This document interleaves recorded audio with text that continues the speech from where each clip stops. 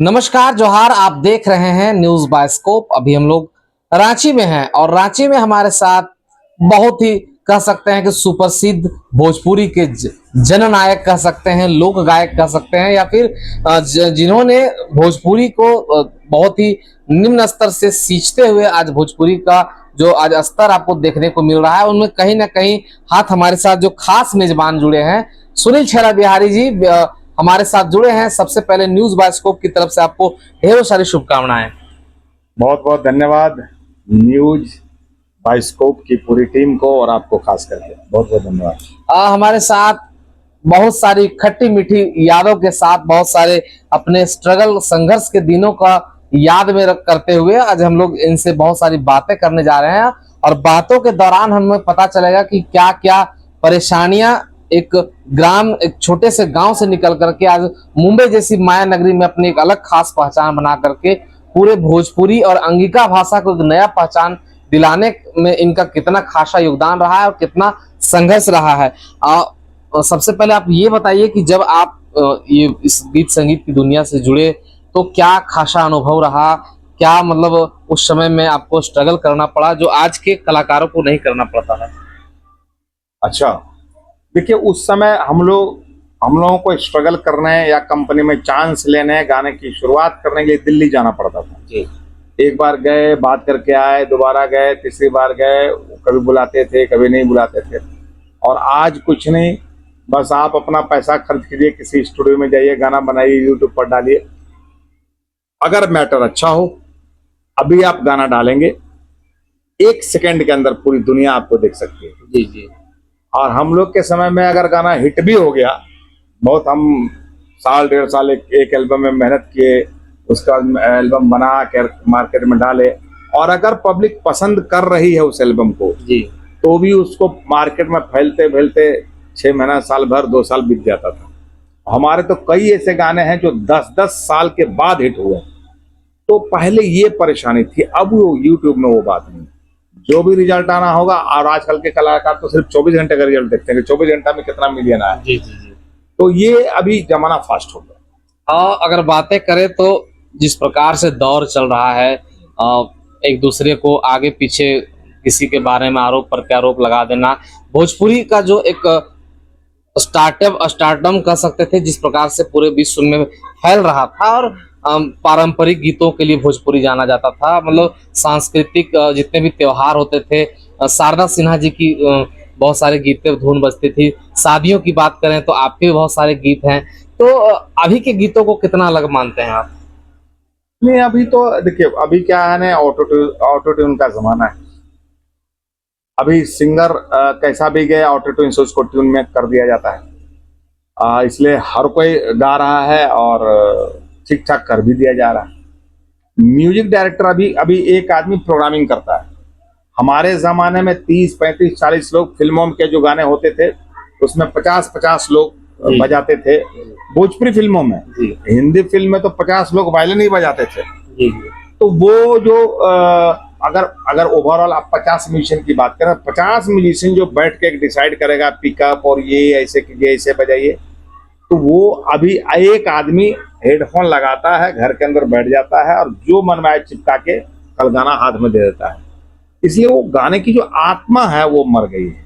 और जिस तरीके से हम लोग जब डिसाइड करते थे तो ढोलक का एक पिकअप डिसाइड करने के लिए सबसे, जैसे 8-10 रिदम वाले हैं, वो हम लोग डिस्कशन करेंगे, नहीं ये नहीं अच्छा लगा, और सुनाइए और सुनाइए। 20 पिकअप सुनेंगे तो उसमें से एक को फाइनल करेंगे। तो सब लोग मिलके जो फाइनल करते थे, तो उस टाइम वो हम लोग गाने में बहुत ज्यादा जुड़े होते थे, जुड़ के उसमें काम करते थे। अभी वो बात नहीं है। एक प्रोग्रामर है, उसको जो मन में आया, जहाँ पिकअप चाहे वो लगा दिया, जहाँ जो मन चाहे लगा दिया, और सुबह आपको गाना दे दिया। और कल मन में आया, जहाँ पिकअप चाहे वो लगा दिया, जहाँ जो मन चाहे लगा दिया, और सुबह आपको गाना दे दिया।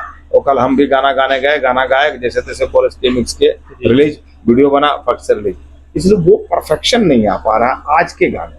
अगर बातें करें तो आपने जो है अपने संघर्ष के जीवन में करीब 40 वर्षों संगीत की दुनिया को दिया, फिर आपने बहुत सारी फिल्में की। जहां तक मुझे याद है 10 से 12 फिल्में आपने की हैं जो सुपर डुपर हिट रही। आपके नीचे बहुत सारे कलाकार जो आज सुपरस्टार कहलाते हैं, एक समय में आपके साथ को स्टार के रूप में काम करते थे। राजनीति में भी खासा पकड़ है और बिहार में चुनाव होने वाला है, तो क्या ऐसा मैं सोच सकता हूं कि कहीं किसी विधानसभा से या किसी क्षेत्र से आप चुनाव में आ रहे हो, किसी पार्टी का समर्थन आपको मिल रहा हो? नहीं, इसमें कई सवाल आपने घुसेड़ दिया। जी जी जी एक नहीं, कई सवाल आपके। पहला के मतलब लास्ट सवाल आपका राजनीति से, जी जी और इसके पहले आपने क्या पूछ दिया? ढेर सारे, एक ही सवाल में कई आपने सवाल कर दिए हैं। तो मैं ऐसा करता हूँ, आपके उस राजनीति वाले सवाल का जवाब देता हूँ कि आप ऐसा क्यों पूछ रहे हैं कि राजनीति में आपकी पकड़ है, वरना कहीं से आपको पता चला है? अब जहाँ तक आए दिन सोशल मीडिया के माध्यम से हम लोग देखते रहते हैं कि राजनीति में आपकी खासी पकड़ है। जहाँ तक मुझे पता है कि भारतीय जनता पार्टी से आपका एक अलग जुड़ाव भी रहा है, तो क्या आगामी विधानसभा चुनाव जो बिहार में होने वाली है उसमें आप कहीं से प्रत्याशी हो सकते हैं? नहीं, आप मुझे जिसे मैं आपका सवाल सुन रहा था, मुझे लगा कि कई सवाल आपने मुझे, एक सवाल आपका है कि आपने कई फिल्में की, जी जी, जिसमें आपने कहा कि उसमें कई फिल्में सुपरहिट हुई। मैंने 10 फिल्मों में हीरो का काम किया। जी जी, उसमें से पहली फिल्म मेरी चलत मुसाफिर मोह लियो रे, जिसको आप हिट कह सकते हैं। जी जी जी, उसमें हमारी हीरोइन कल्पना जी थी, और हमने दिनेश को भी, दिनेश लाल निरहुआ को भी उसमें रखा था उस फिल्म में। और दूसरी फिल्म हमारी आई थी हो गई बा प्यार ओढ़निया वाली से, उसमें भी हमारे साथ दिनेश लाल यादव निरहुआ थे। मेरा छोटा भाई है, इसलिए मैं थोड़ा भाई जी से बात करता हूँ, निरहुआ से। मेरा छोटा भाई है, प्यारा छोटा भाई है। तो हो गई बा प्यार ओढ़निया वाली से सिल्वर जुबली हुई थी, और चलत मुसाफिर मोह लियो रे हिट मान सकते हैं उसको। इसके बाद की फिल्में मेरी बहुत अच्छी नहीं चली, एक आध फिल्म ठीक ठाक रही, वरना ज्यादातर फिल्में बहुत अच्छी नहीं चली। इसलिए मैं उस बात का खंडन करूंगा कि सारी फिल्में सुपरहिट नहीं थी। हाँ, लेकिन कुछ फिल्में अच्छी थी, लेकिन अच्छी कथानक, जैसे हमको, मेरा दुर्भाग्य क्या रहा कि हमको बहुत अच्छी स्टोरी नहीं मिलती है, बहुत अच्छा उसमें कुछ करने के लिए। आजकल जो फिल्म के नाम भी दूसरे का उठा के, स्टोरी भी दूसरे फिल्म का, किसी न किसी फिल्म का रिमेक करते हैं लोग। जी जी, मेरा विचार ऐसे लोगों से नहीं मिलता। मैं हूँ अपना क्रिएटर अब व्यक्ति, मैं चाहता हूँ अपना क्रिएट किया जाए, इसलिए मैंने अपने आप को धीरे धीरे फिल्मों से अलग कर लिया।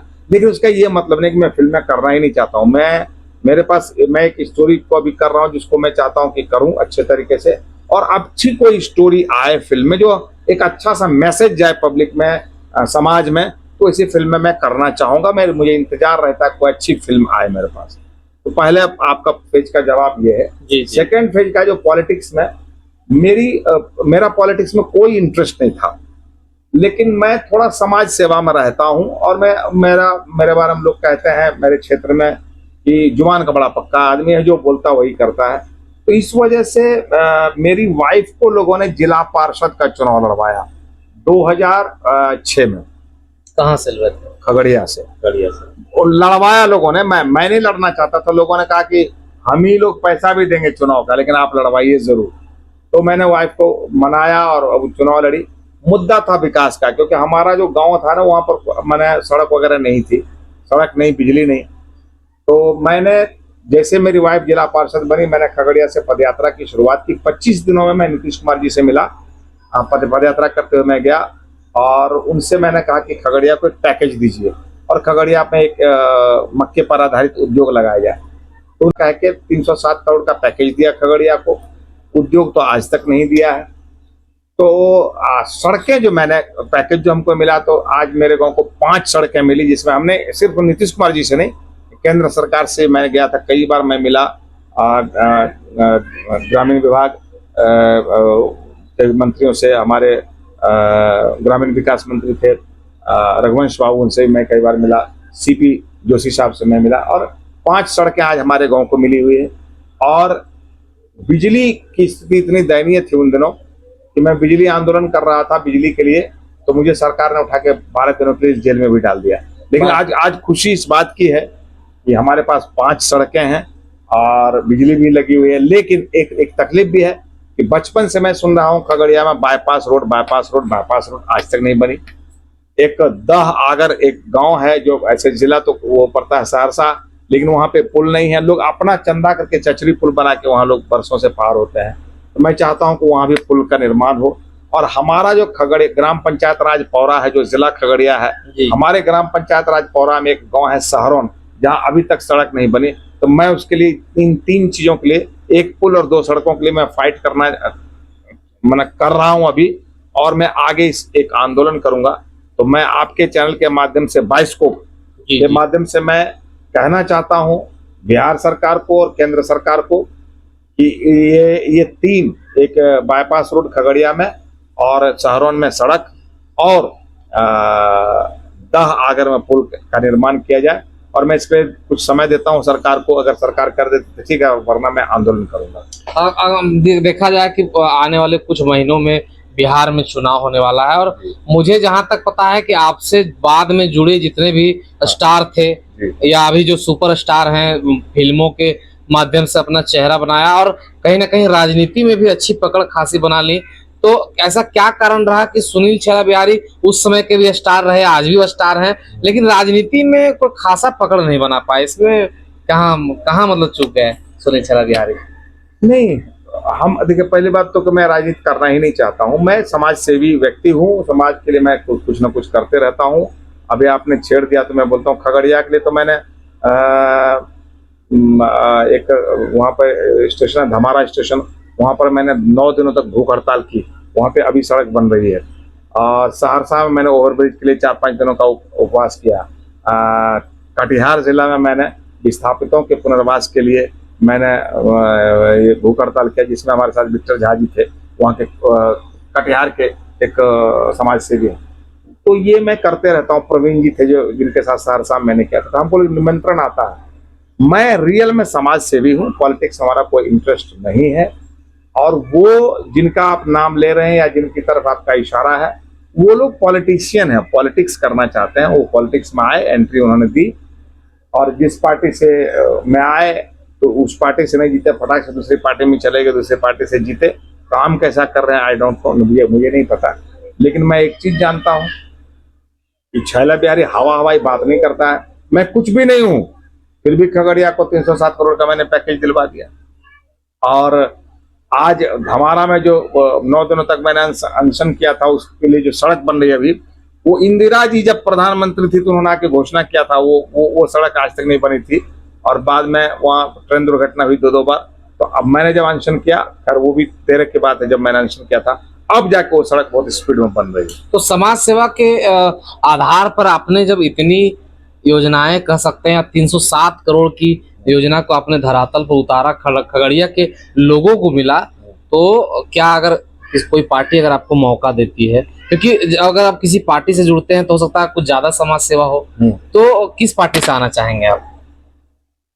नहीं, पार्टी तो बोलना ठीक नहीं है कि किस पार्टी से आऊंगा, क्योंकि देखिए पार्टियों में तो बड़ा अजीबोगरीब टाइप का खेल होता है ना। 9 दिनों तक मैंने अनशन किया था, उसके लिए जो सड़क बन रही है अभी, वो इंदिरा जी जब प्रधानमंत्री थी तो उन्होंने आके घोषणा किया था। वो सड़क आज तक नहीं बनी थी, और बाद में वहाँ ट्रेन दुर्घटना हुई 2 बार। तो अब मैंने जब अनशन किया, खैर वो भी देर के बाद है जब मैंने अनशन किया था, अब जाके वो सड़क बहुत स्पीड में बन रही है। तो समाज सेवा के आधार पर आपने जब इतनी योजनाएं कह सकते हैं, 307 करोड़ की योजना को आपने धरातल पर उतारा, खगड़िया के लोगों को मिला, तो क्या अगर कोई पार्टी अगर आपको मौका देती है, क्योंकि अगर आप किसी पार्टी से जुड़ते हैं तो हो सकता है कुछ ज्यादा समाज सेवा हो, तो किस पार्टी से आना चाहेंगे आप? नहीं, पार्टी तो बोलना ठीक नहीं है कि किस पार्टी से आऊंगा, क्योंकि देखिए पार्टियों में तो बड़ा अजीबोगरीब टाइप का खेल होता है ना। पार्टी तो जब मैं बहुत ज्यादा इंटरेस्ट लेने लगूंगा तो शायद पार्टी पैसा भी मांग दे। बहुत सारी पार्टियां टिकट बेचती भी है। तो ये मैं नहीं बोलूंगा कि मैं फलाने पार्टी से आऊंगा। पहली बात, आप चाहते हैं कि क्या मैं चुनाव लड़ूं? क्या आप ऐसा चाहते हैं? ऐसा आपकी जनता, आपके जो दर्शक हैं, आपके चाहने वाले चाहते हैं। सबसे पहली बात, आपका जब ये इंटरव्यू जाएगा तो मैं कहूंगा अपने दर्शक से कि आप मुझे कमेंट करके बताइए कि क्या आप चाहते हैं कि मैं चुनाव में आऊं। और अगर हमारे चाहने वाले कहेंगे कि चुनाव में आना चाहिए, तो फिर मैं उसके लिए माइंड मेकअप करूंगा। कमेंट, आपके कमेंट का इंतजार रहेगा। ऐसे इन दिनों ये सवाल लोग बहुत पूछ रहे हैं मेरे से, तो आप मेरे चाहने वाले जितने भी लोग हैं, अगर चाहते हैं कि मैं पॉलिटिक्स में आऊं, मैं अपनी सेवा दूं, तो मैं माइंड मेकअप करूंगा। कि जितने कमेंट्स आ रहे हैं उसमें से कितने लोग चाहते हैं, कितने लोग नहीं चाहते हैं। अगर बहुमत में लोग चाहने वाले की बहुमत होगी तो मैं इस पर विचार करूंगा। देखिए, हमारे जितने भी न्यूज बायोस्कोप के दर्शक हैं और जितने भी सुनील छेला बिहारी के चाहने वाले दर्शक हैं, उनके फैन और फॉलोवर्स हैं, यदि आपको लगता है कि इन्होंने कहा कि यदि आपको लगता है कि अगले विधानसभा चुनाव में ये खगड़िया जिले या फिर अपने जिस स्थान पर इन्होंने समाज सेवा के क्षेत्र में एक अलग पहचान बनाई है, अलग मतलब लोगों को सेवाएं इन्होंने जो बहाल करवाई है, तो अगर आप चाहते हैं कि ये चुनाव में आए तो कमेंट करके जरूर बताएं और न्यूज बायोस्कोप के माध्यम से आप बताएं कि झारखंड और बिहार के जो संयुक्त रूप से जो विकास कार्य होते थे और वर्तमान में बिहार का जो अभी चुनाव होने वाला है उसमें इनकी क्या भूमिका होगी अपने जीवन से। नहीं, आप जी आप जो एक सवाल पूछे ना कि किस पार्टी से आप आना चाहेंगे। जी जी, मैं एक बार फेसबुक लाइव हुआ था तो उसमें एक व्यक्ति ने लिख दिया कि आपको विधायक बनना चाहिए। तो फिर मैंने पढ़ा कमेंट, पहले मैं हंसा, मैंने कहा कि भाई एक व्यक्ति फलाना साहब हैं जो ऐसा लिखते हैं। तो मैंने पब्लिक से पूछा कि आप क्या चाहते हैं, मैं चुनाव आऊं? तो मैं आपका कमेंट पढ़ के फिर मैं डिसाइड करूंगा। मुझे ऐसा लगता है कि 90% लोगों ने बोला कि आपको आना चाहिए। मैंने पूछा क्यों आना चाहिए, तो उसका भी जवाब लोगों ने दिया कि नहीं, आप समाज सेवा में रहते हैं, आपने पद यात्रा की है, आपने ये किया, आपने वो किया, तो ऐसे व्यक्ति को जरूर चुनाव में आना चाहिए। तो फिर कैसे करके सवाल उठ गया। अब किसी का कमेंट पढ़ के मैंने जवाब दिया, चाहे कैसे दिया, उसमें ये भी बात हुई किस पार्टी से चुनाव लड़ेंगे। तो मैंने पूछा कि आप क्या चाहते हैं, किस पार्टी से मैं चुनाव लड़ूं। तो सभी पार्टियों के नाम आए थे। कोई बोलता था इससे लड़िए, कोई बोलता इससे लड़िए, कोई बोलता इससे लड़िए। तो जिस पार्टी का लोग नाम लेते थे जी, तो मैं बोलता था आप टिकट दिलवाएंगे क्या उस पार्टी से, क्योंकि मेरा तो किसी से जान पहचान ही नहीं है कि मैं किसी के पास जाऊं, मैं बोलूँ मुझे टिकट दे दो भाई, मुझे टिकट दे दो भाई। क्योंकि मैं जानता हूं कि यहाँ तो टिकट लोग बेचते हैं, कंपनी वाले माने पार्टी वाले टिकट बेचते हैं। तो मुझे खरीदने की ना तो औकात है और ना मैं कभी खरीद पाऊंगा। इसलिए कि मैं ये मानता हूं कि अगर मैं टिकट खरीद के जाऊंगा चुनाव में, तो अगर मैं विधायक या सांसद बन भी गया तो पहले तो मैं चाहूंगा कि जितना मैंने लगाया है उसका 10-20 गुना बनाऊं। तो मैं आपकी सेवा नहीं कर पाऊंगा। इसलिए मेरा सिद्धांत है कि मैं टिकट खरीद के नहीं लड़ूंगा चुनाव। हाँ, अगर कोई पार्टी देना चाहे तब मैं उस पर विचार करूंगा। अब ये बात की जब लोगों ने कहा कि सभी पार्टियों के लोग इससे आना चाहिए, इससे आना चाहिए, इससे आना चाहिए, तो मैं पूछता था क्या उस पार्टी से आप मुझे टिकट दिलवाएंगे? तब तो लोग मुझे टिकट दे दो भाई, क्योंकि मैं जानता हूं कि यहाँ तो टिकट लोग बेचते हैं, कंपनी वाले माने पार्टी वाले टिकट बेचते हैं। तो मुझे खरीदने की ना तो औकात है और ना मैं कभी खरीद पाऊंगा। इसलिए कि मैं ये मानता हूं कि अगर मैं टिकट खरीद के जाऊंगा चुनाव में, तो अगर मैं विधायक या सांसद बन भी गया तो पहले तो मैं चाहूंगा कि जितना मैंने लगाया है उसका 10-20 गुना बनाऊं। तो मैं आपकी सेवा नहीं कर पाऊंगा। इसलिए मेरा सिद्धांत है कि मैं टिकट खरीद के नहीं लड़ूंगा चुनाव। हाँ, अगर कोई पार्टी देना चाहे तब मैं उस पर विचार करूंगा। अब ये बात की जब लोगों ने कहा कि सभी पार्टियों के लोग इससे आना चाहिए, इससे आना चाहिए, इससे आना चाहिए, तो मैं पूछता था क्या उस पार्टी से आप मुझे टिकट दिलवाएंगे? तब तो लोग को ऐसा आश्वासन दे नहीं पाए। उसमें कुछ लोगों ने ये भी लिखा था कि आपको निर्दलीय लड़ना चाहिए। तो आज भी मैं आपके सवाल को आपके चाहने वालों पर छोड़ता हूं कि आप क्या चाहते हैं कि मैं चुनाव में आऊं, तो आप मुझे कमेंट करके बताइए। फिर मेरा अगला सवाल ये होगा कि अगर आप चाहते हैं कि मैं चुनाव में आऊं तो आप बताइए किस पार्टी से आऊं। अब फिर जो लिखेंगे कि फलाने पार्टी से आइए, तो मैं उनसे पूछूंगा कि भाई आपकी उस पार्टी में कुछ पैठ है क्या, उस पार्टी से टिकट दिलवा पाएंगे क्या? क्योंकि भाई मैं तो किसी का आगे पीछे नहीं कर पाऊंगा और मैं ये भी नहीं कह पाऊंगा कितना पैसा मैं देता हूं, मुझे टिकट आप दे दीजिए, ये मैं नहीं कह पाऊंगा। मैं बहुत ईमानदार व्यक्ति हूँ। तो आपका ये सवाल पब्लिक पर जाता। देखिए, बहुत सारी नोकझोंक बातों के साथ सुनील छेला बिहारी जो भोजपुरी के जननायक भी कहे जाते हैं, भोजपुरी भाषा, अंगिका भाषा को इन्होंने एक अलग पहचान दिलाई। और आज भी सांस्कृतिक और लोक और आस्था की गीतों की बात करें तो शारदा सिन्हा जी के बाद जो है, अगर ज्यादा गाना किन्हीं का बजता हो या भक्ति गीतों की बात करें तो आज भी बड़े बड़े मंचों पर इन्हीं के द्वारा गाए हुए गीतों को गाया जाता है और बहुत सारे कलाकारों का जीविकोपार्जन इनके गीतों से हो रहा है। तो ये बहुत बड़ा आप देख रहे थे किस प्रकार से सुनील छेला बिहारी जी से खट्टी मीठी बातों और इनके संघर्ष के यादों को जो है दिखाने का प्रयास हम लोग कर रहे थे। हमारे वीडियो जो बने रहे, और अगर ये वीडियो आपको अच्छा लग रहा है तो इन्होंने जिस प्रकार से कहा कि आप कमेंट करके और लाइक, फॉलो, शेयर करके इस वीडियो को अपना प्यार दें, आशीर्वाद दें। आप देख रहे हैं न्यूज बायोस्कोप, मैं बाबा पीयूष पांडे। भाई जी, आपने मेरी तुलना शारदा जी से कर दी। कि शारदा जी के बाद मेरा गाना बजता है। मैं गलती आपने की, माफी मैं मांग रहा हूँ। मेरी तुलना शारदा दीदी के साथ तो बिल्कुल नहीं होनी चाहिए। मैं उनकी धूली के बराबर, चरण धूली के बराबर नहीं हूँ, पाँव की जूती के बराबर नहीं हूँ, क्योंकि मैंने शारदा दीदी को सुन सुनकर, खास करके विवाह गीत तो जरूर गाया है। जब मुझे तीसरी से ऑर्डर आया कि विवाह गीत आपको करना है, तो मैं दीदी के गाने सुन के मैंने प्लानिंग की और 1.5 साल में मैंने डोलिया कहार का प्रोजेक्ट बनाया। और पहली बार मैं दिल्ली से मुंबई गया था रिकॉर्डिंग करने। तीसरी मुझे लेके गए थे, गुलशन कुमार लेके गए थे, और पहली बार ही मैंने एल्बम गाया और उस एल्बम ने मुझे बॉम्बे में बंगला खरीदवा दिया। पहली बार डोलिया कहार ने मुझे बंगला खरीदवा दिया बॉम्बे में, जिस बंगले में आज रहता हूँ। तो ये मेरे लिए बहुत बड़ी बात है कि शारदा जी को तो सुन सुन के, शारदा जी मतलब शारदा, आदरणीय शारदा दीदी, जिनके छठ के गाने हैं, विवाह के गाने हैं इतना, तो उनको सुन सुन के तो हम लोग यहाँ तक आए हैं। इसलिए उनके साथ तुलना की तो बात ही नहीं है। हाँ, आप ये कह सकते हैं कि मैं उनका एक लव्य के जैसा शिष्य हूँ। ये सादगी आपको कहीं और देखने को नहीं मिलेगी। इतना सादगी से एक गांव का बेटा जो मुंबई जैसी माया नगरी के साथ साथ झारखंड, बिहार और आसपास के सभी राज्यों में जिनके गीतों को जो है ज्यादा सुना जाता है, और आज भी एक अलग आदर जो है इनको मिलता है। देवघर की अगर बात करें, जब सावन का मेला होता है तो 1 महीने तक ये सेवा देते हैं, और कांवरियों की पहली पसंद होती है कि इनका जो गाया हुआ गीत है बोलबम का, बहुत सारा वो गीत सुना जाए। तो ये बहुत बड़ी बात है। हमारे इस वीडियोस को आप अगर देख रहे हैं, अगर आपको पसंद लग रहा है तो इस वीडियो को खूब शेयर करें और ढेर सारा जो है प्यार आशीर्वाद दें। हमारे वीडियोस को देखते रहें। आप देख रहे हैं न्यूज़ बाइस्कोप। बहुत बहुत धन्यवाद, आपने अपना कीमती समय दिया और न्यूज़ बाइस्कोप के लोगों से मिलने का मौका दिया, अपनी बातों को कहने का मौका दिया। इसलिए न्यूज़ बाइस्कोप को बहुत बहुत धन्यवाद। आपको बहुत बहुत धन्यवाद।